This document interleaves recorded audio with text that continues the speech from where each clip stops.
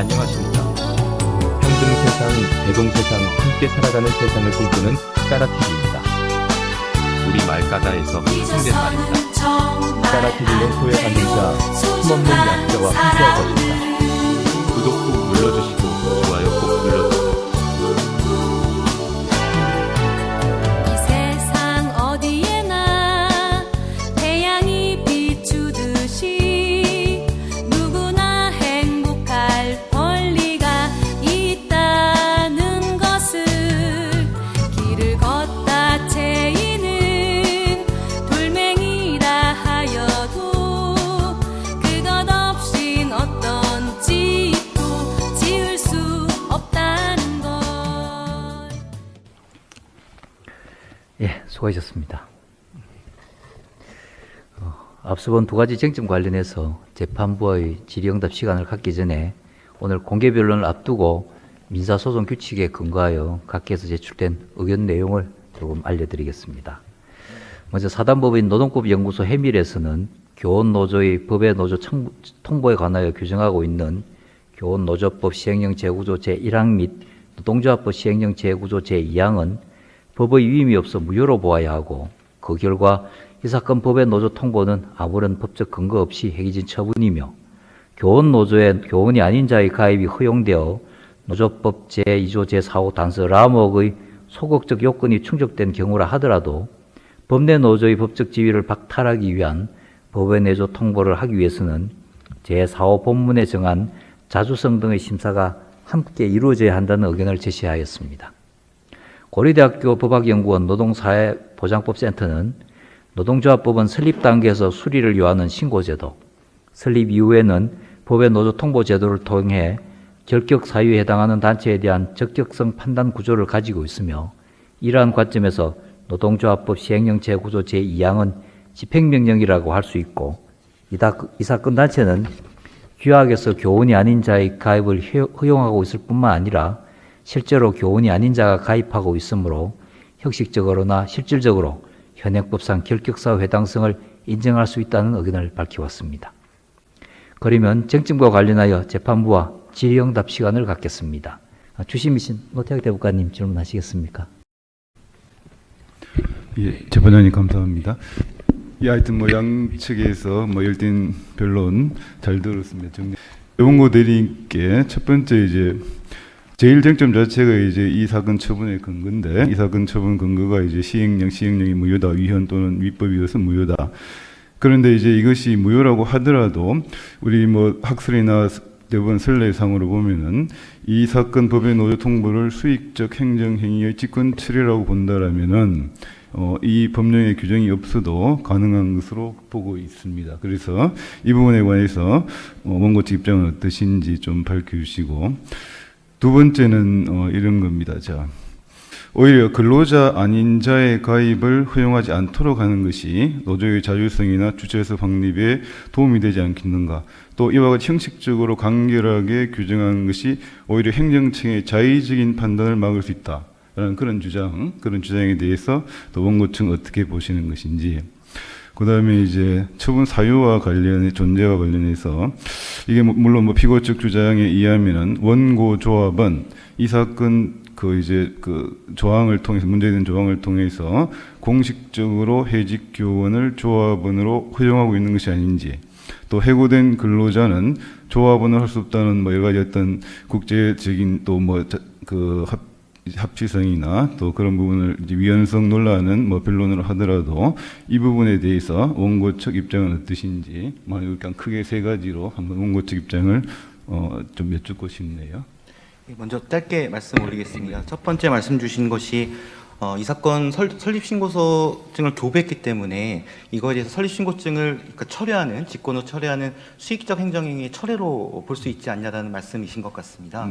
답변을 드리면 이 사건 법의 노조 통보와는 명칭, 근거, 절차, 내용이 명확히 구별이 됩니다. 첫째는 수익적 행정행위의 철회라고 한다면 설립신고서 교부처분 철회라는 명칭이 나와야 됩니다. 하지만 이 사건은 노동조합으로 보지 아니함 통보라는 처분의 명칭 자체가 틀리기 때문에 틀리다는 점 말씀 올리겠습니다. 둘째는 수익적 행정행위의 직권 처리 같은 경우에 통상 법률상 근거가 없다는 것이 우리 대법원 판례로 알고 있습니다. 하지만 이 사건 법의 노조 통보는 어떠한 법률에 근거는 없지만 노동조합법 시행령 9조 2항에 근거한 처분입니다.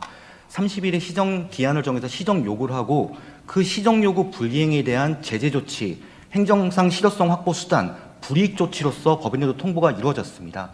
따라서 행정의 직권 철회와 근거 법령과 근거 조문 절차가 다르다는 점 말씀 올리겠습니다.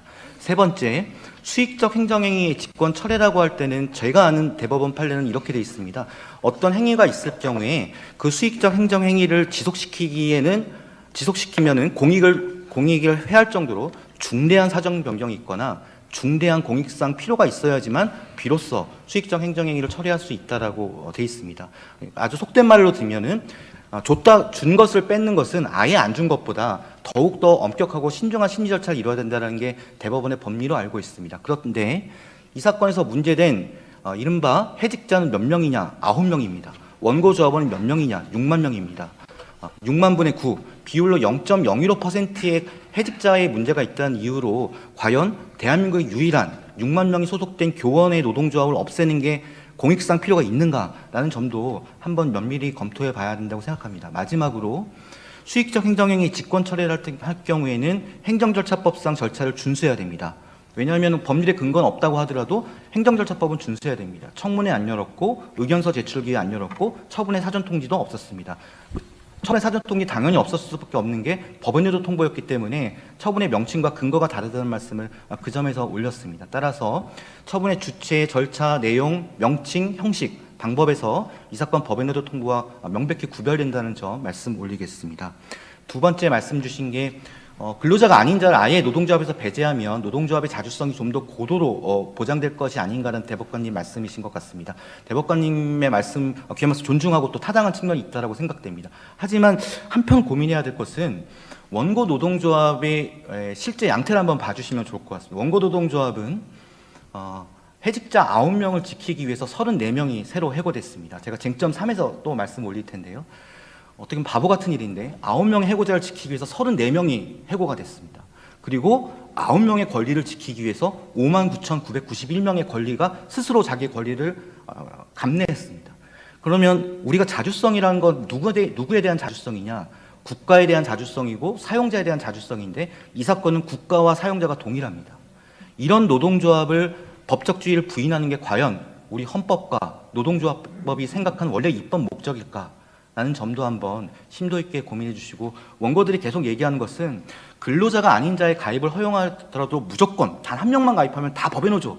이거는 헌법상 과잉금지 원칙에 위배되기 때문에 합헌적으로 법률 해석을 해야 되고 그렇다 하더라도 그에 관한 최종 판단은 법의 선언과 해석과 적용은 법원이 해야 된다. 최종적으로 대법원이 할 일이지 행정청이 나설 일이 아니다라는 점 계속 말씀 올리고 있습니다. 세 번째, 원고조합의 이제 해직자에 대해서 이제 어떻게 할 것이냐고 말씀을 주셨습니다. 이 사건 법의 노조 통보 당시엔 해직자가 9명이었는데 지금은 사실 그 해직자 중에 7명은 그 특별 채용으로 이미 교원의 신분을 회복했습니다. 그래서 9명 중에 해직자는 2명만 남았고 이 9명 때문에 34명이 해고되는 약간 아이러니한 상황이 발생을 했습니다. 대법관님 말씀 주신 것처럼 당연히 전교조도 법을 준수해야 되고 따라서 규약이나 해직자의 조합가입 활동에 대해서는 병청해야 될 부분이 있다고 생각합니다. 다만 이 사건에서 문제된 것은 그 전에 앞서서 과연 피고라는 행정관청이 원고에 대해서 법률에 근거 없이 시정요구나 법의 노조 통보라는 어떻게 보면 노동조합에 대한 사망 선고와 다름없는데 그 사망 선고, 금치산 선고를 법률에 규정 없이 할 수 있냐? 그게 본래의 쟁점이라고 생각됩니다. 사적으로 말씀 올리면 제가 말씀 안 드렸는데 저는 해직자 9명의 심정도 좀 헤아려 봐야 된다고 생각을 합니다. 이른바 이 사건에서 피고가 법률에 근거 없이 시정 요구를 했을 때는 그 해직자는 자신은 통보도 받지 않고 한순간에 시정 요구를 따르면 조합에서 쫓겨나야 됩니다. 이거는 그 9명의 해직자에 대해서도 굉장한 권리 제한적 침해적 행위지만 노동조합법 시행령에는 그 해직자 9명이 어떻게 의견을 진술할지, 어떻게 청문 절차를 거칠지, 어떻게 의견을 제출할지 아무것도 보장하고 있지 않습니다. 이른바 제3자요 행정행위로도 볼 수 있는 의미로 사료됩니다. 이런 측면에서 이 사건 법의 노조 통보의 위법성을 지적했다는 점 말씀 올리겠습니다. 두 번째 질문에 대해서 조금 추가 말씀 올리겠습니다. 라목과 같은 소극적 요건을 간주 규정으로 보는 견해도 있는 것 같습니다. 즉, 라목의 소극적 요건에 해당하면 자주성이 상실된 것으로 간주해서 이제 곧바로 노조를 보지 아니하는 효과가 발생한다고 해석하는 견해도 있는 것 같습니다. 그러나 이러한 견해는 앞서 말씀드린 것처럼 합헌적 법률 해석 원칙에 전혀 부합하지 않는다고 보여집니다. 즉, 앞서 말씀드린 공공운수노조 사례에서 볼 수 있는 것처럼 21만 조합원이 있는 노조에서 일부 근로자 아닌 자가 있을 수 있습니다. 그런데 이러한 경우에도 노조성이 상실된 것으로 간주해서 요건에 해당한다고 보고 곧바로 노조의 지위를 부인할 경우에는 헌법상 과잉금지 원칙에 반해서 헌법상 단결권을 침해하는 해석이 될 수밖에 없을 것 같습니다. 따라서 그러한 점에서 간주 규정으로 보는 해석은 좀 허용되기 어려운 게 아닌가라고 생각합니다. 먼저 이제 셋째 해가지고 이제 교원이 아닌 자의 가입을 허용하는 경우라도 노동조합법 제2조 제4호 본문의 자주성을 갖추고 있다면 법의 노조 통보는 위법하다. 해석의 근거가 이 구체적인 의미와 해석의 근거에 대해서 좀 말씀을 해주시고 그 다음에 같이 쭉 이어 넷째 부분에서는 자주성 부족에 대한 행정청의 실질적인 판단이 필요하다. 광범위한 재량을 행정청에 주고 있다. 이거 어떻게 보면은 노조 자주성에 대해서는 좀 이게 어떻게 보면 충돌되는 부분에 대한 설명이 아닐까 그런 얼핏 생각이 드는데 그 부분에 대한 좀 약간 설명이 좀 보충해 주시면 감사하겠습니다. 네, 이 라목 규정이 입법적으로는 굉장히 이례적인 규정입니다. 그러니까 어느 나라에도 없는 규정이기 때문에 우리나라에서도 그렇게 활발하게 제기된 건 아닌데요. 이 규정은 세 파트로 나눠져 있습니다. 세 부분으로 나눠져 있는데 근로자가 아닌 자의 가입을 허용하는 것은 53년 재정노동조합법부터 있었던 규정입니다. 아마도 짐작컨대 그때는 그 자주성이 사용자로부터의 자주성보다는 외부 단체로부터의 영향력을 좀 배제하기 위해서 이 규정이 일본에도 없는 이 규정이 우리나라 노조법에 들어온 게 아닌가 이런 생각이 듭니다. 그런데 이 규정이 정작 사용되기 시작하는 것은 70년대 후반 80년대에 굉장히 많이 사용되게 됩니다. 그 전까지 외부 단체의 영향력 때문에 이 규정이 적용되어서 노동조합의 자격이 부인된 예는 그렇게 많지가 않거든요. 그러다가 이 규정에 의해서 이제 문제가 벌어진 게 대개 이제 행정관청이 대개 노조 설립 신고를 받게 되면 그 조합원들을 확인하는 과정, 특히 조합 임원들이 너네 회사에 진짜로 재직하고 있냐를 확인하는 과정에서 사용자의 해고권 행사에 의해서 근로자 아닌 자가 가입하고 있고 그래서 설립신고서를 반려한다라고 하는 처분들이 잇따라 있게 됩니다. 그래서 단서를 이제 넣게 되는데 그게 87년법에 의해서 해고의 효력을 다투는 자는 이런 규정이 들어가게 됩니다.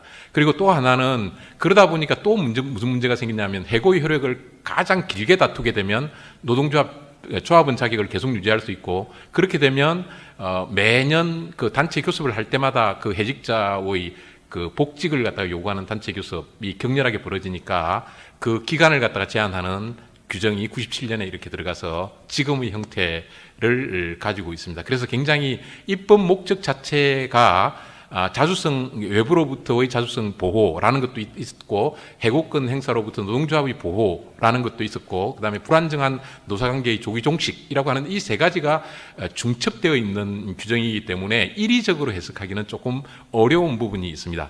자주성 심사라고 하는 것을 별도로 필요로 하느냐 하는 것은 우리나라에서는 그렇게 견해 대립이 많지 않은 분야이고 일본에서 나오는 보통 본문과 단서의 관계라고 하는 것을 두고 하는 것은 우리나라로 이야기하면 감옥, 사용자의 이익 대표자가 참여한 경우에 어떻게 볼 것인가 하는 것을 두고 이 의견이 대립되는 것입니다. 별도의 요건으로 볼 것이냐 아니면 본문의 예시적인 것으로 볼 것이냐 하는 것인데 판례는 그렇게 많지 않은데 나와 있는 판례는 50년대 60년대의 지방재판소 판결례들입니다. 그거는 대체로 이른바 실질설이라고 하는 자주성 심사를 하는 게 맞다라고 하는 예들이 많습니다. 그런데 최근에 와서 일본 노동위원회는 형식적 심사, 그러니까 형식적으로 해당하면 그건 뭐 별도로 자중 심사를 할 필요가 없다라는 쪽으로 기울어져 있습니다.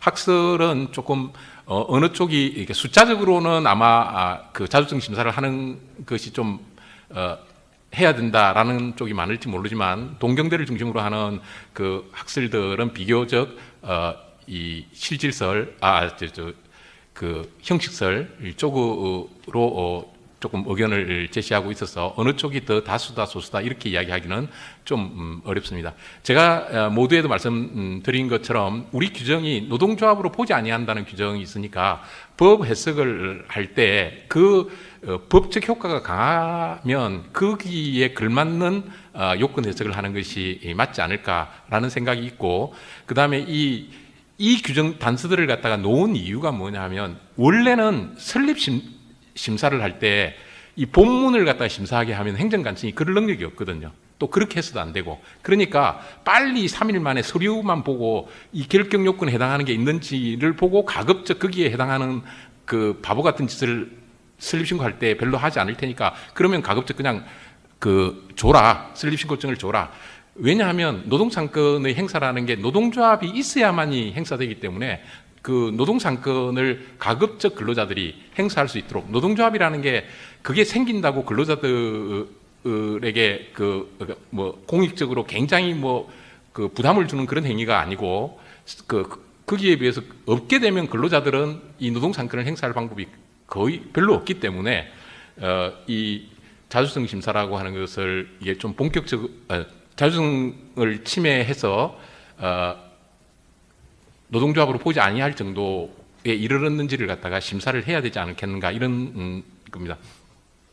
이게 특히 그 설립 신고증을 가지고 있다라고 하는 것이 효과가 비대칭적이거든요. 그러니까 설립 신고증을 갖고 있더라도 사용자는 계속 그 노조의 적격 여부 또는 자격 여부를 시비 걸 수 있습니다. 법적으로 계속 시비 걸 수 있는데, 이 설립 신고증이 없다 또는 법의 노조 통보를 받았다 그러면 실체적 요건이 있는지를 다툴 필요도 없이 그냥 법내 노조는 아닌 것이거든요. 그러니까 이 법내 노조의 지부여라든지 지상실과 관련된 결격 요건이라고 하는 것은 이 노동조합의 요건 심사라는 점에서, 그리고 가급적 우리 헌법과 노동조합법의 체계가 노동조합을 통해서 노동상권을 행사하도록 하는 구조로 되어 있다라는 점을 감안하게 되면 노동조합의 실체를 부정하지 않는 또는 노동조합의 법내 노조성을 인정하는 방향에서 심사가 이루어져야 된다라고 하는 점에서 자주성 심사는 특히 이 설립 후 심사에서는 실체가 있고 활동한 것이 있기 때문에 충분히 여러 가지를 볼 수가 있다. 설립할 때처럼 나는 앞으로 이렇게 하겠습니다라고 하는 그런 실체가 없는 단계하고는 좀 다르지 않느냐라고 이야기를 한 겁니다. 시행령과 관련된 이야기는 이런 겁니다. 시행령 자체는 지나치게 행정관청에게 재량을 많이 부여하고 있다. 설립신고 절차와 비교를 하게 되면 설립신고서 반려 절차는 설립하려고 하는 사람이 시작을 할 수 있고, 그 다음에 심사하는 서류도 이거고, 그 다음에 그것을 기간도 짧고 이런 것들이 다 정해져 있는데, 법의 노조 통보에서는 그런 것을 정해놓지 않고, 실제 이 사건에서도 정부 부처 내에서 의견이 달라가지고 2010년부터 2013년까지 굉장히, 그러니까 기속행위라고 하지만 기속행위라고 한다면 2010년에 이미 했어야죠. 그런데 그때 규약 지정 명령을 하면서도 분명히 안 하고 벌금까지 맞고 있는데도 법의 노조 통보를 한 적이 없거든요. 그때는. 그러니까 굉장히 자기들의 재량을 갖다가 넓게 이렇게 행사했는데, 그 다음에 이제 그렇게 저는 그래서 이 제도가 굉장히 위헌적인 제도다라고 생각을 하고는 있지만, 가급적 있는 제도니까 실제로 법의 노조 통보를 하려고 하면 가급적 그러면 합헌적으로 했어야 된다. 그 재량을 정말 상실시킬 만한가라고 해서 전문가들에게 좀 의견을 묻고, 아마 전문가들한테 의견을 묻지 않는 것은 2010년에 최초로 규약 시정 명령 이 났을 때 노동법 교수들이 대부분 반대를 했거든요.